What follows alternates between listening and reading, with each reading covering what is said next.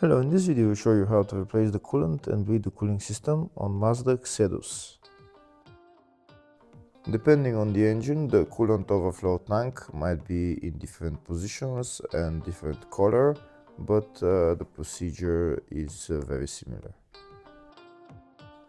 First, this is the filler cap. First we're going to remove the filler cap, that's where we're going to fill the coolant from, and this is the coolant overflow tank for this engine. Before draining the coolant, first we're going to remove the coolant filler cap. Next we're going to go underneath the car and show you how to drain the coolant.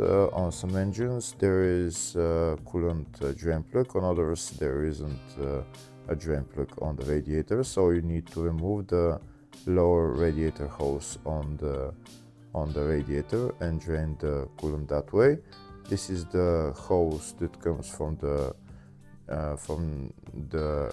radiator, so you can remove that clamp on this side and just drain the coolant from there on this engine. Once the coolant is drained, next we're going to start filling coolant into the system. This is the coolant that I'm using, FL22. So we're going to fill the coolant until it reaches, until it goes all the way to the top. Here where we fill the coolant, this is not a coolant tank, we fill the coolant directly into the radiator. So unlike the coolant tank where there is a minimum and maximum level, here you fill the radiator all the way to the top. And afterwards we're going to look at the minimum and maximum level at the coolant overflow tank. So we continue to fill coolant until it goes up all the way, and then afterwards you're going to see how there is going to be air bubbles coming out, and the coolant level will drop down. So we'll continue to fill until there is no more air bubbles.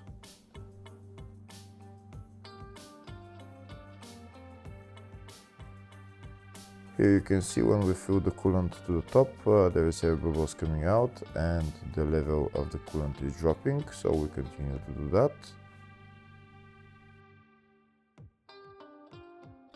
If the video is useful, please like and comment on the video and subscribe to the channel to see more videos like this.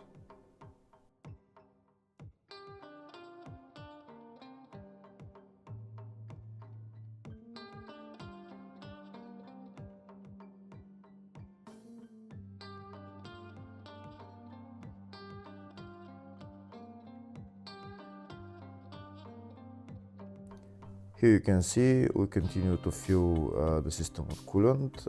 There is still more air bubbles coming out and the coolant level is dropping, so we continue to do that.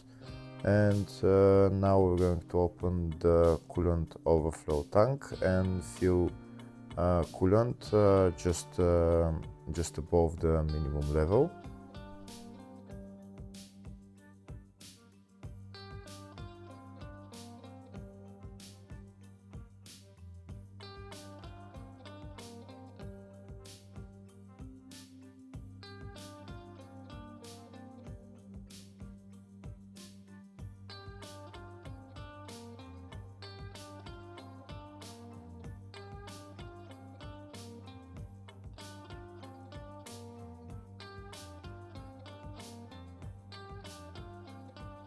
Okay, so now I filled the coolant just above the minimum level.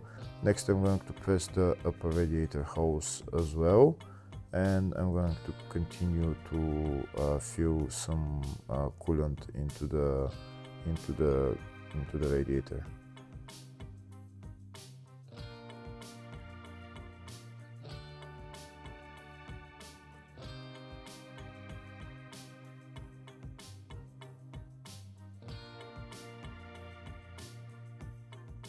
Here you can see the level is still dropping, there is still some air coming out. Now next I'm going to press the upper radiator hose just because it's in a high spot, just to make sure there is no air in there. Just continue to squeeze the hose until there is no air coming out from there. And once you stop squeezing the hose, then fill the coolant up to the top again.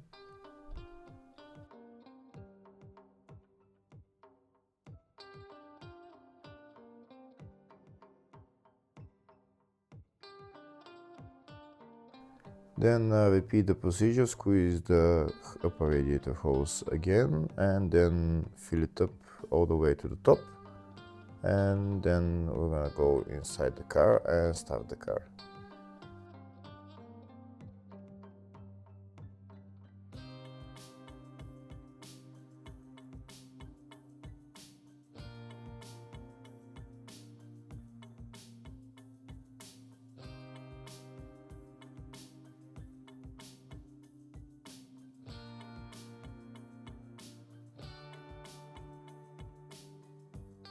Now I'm going to remove the funnel and we'll see the level of the coolant. You can see here it's almost all the way to the top.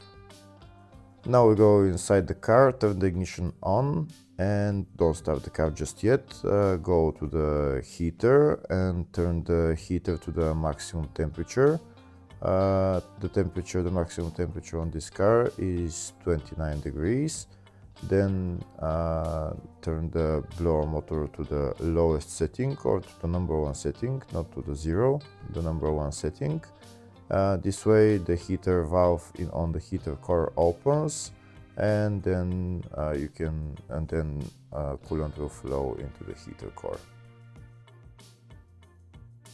Next we're going to start the car and let the car run until it goes to normal operating temperature. For the car to go to normal operating temperature, it will usually take about 15-20 minutes. So we can go outside the car and just look at the level of the coolant and fill it as necessary. Now we're going to see the level of the coolant. We can see the level of the coolant dropped. The car is running right now. We're going to press the upper radiator hose for a little bit just to make sure there is not air in there. And then I'm going to put my funnel on and start adding coolant until again goes all the way to the top.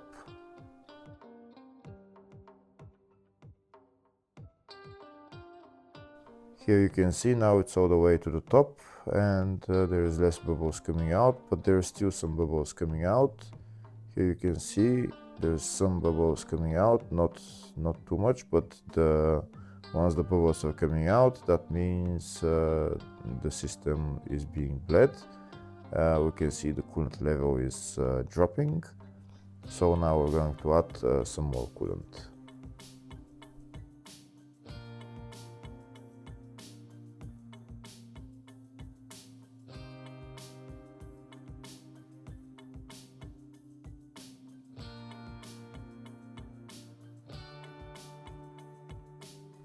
Now we can see that when we add coolant, there is no more air bubbles coming out, so that means the system has almost been bled all the way. There's still some coming out, but not too much. Now I'll show you the level of the coolant in the overflow tank. You can see just a little bit above the minimum level. When you turn off the car, you can add the coolant to go to the maximum level. Here we can see the coolant is still to maximum level, so now we're gonna go inside the car and check the temperature. We can see the temperature is almost in the middle between hot and cold, so that means the temperature is almost at a normal operating temperature. Next we're going to rev the engine for maybe a minute or two, just to help it warm faster. Just hold the RPM to around 2000 RPM just for maybe 30 seconds, minute and a half, depends on how fast the car will warm up. Once the car warms up, then the heater should start blowing hot air. If the heater starts blowing hot air, that means the coolant system has been bled. I'm going to turn up the heater blower motor, and I will wait for the hot air to start coming out. Once the hot air starts coming out, that means the system has been bled, and then we can turn off the car. In my case, there is hot air coming out, so that means I can turn off the car and just add coolant as necessary into the radiator. First, I'll add coolant into the coolant overflow tank, just do it to the maximum level, and then I'm going to add coolant into the radiator.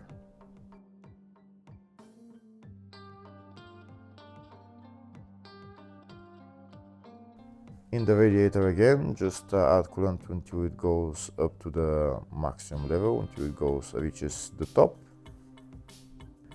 Now we can put on the radiator cap on and the coolant overflow tank cap on, and we're done with replacing the coolant.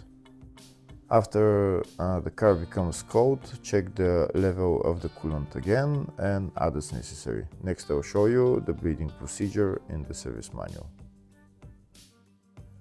Hopefully the video was helpful. Please like and comment on the video and subscribe to the channel. Thank you.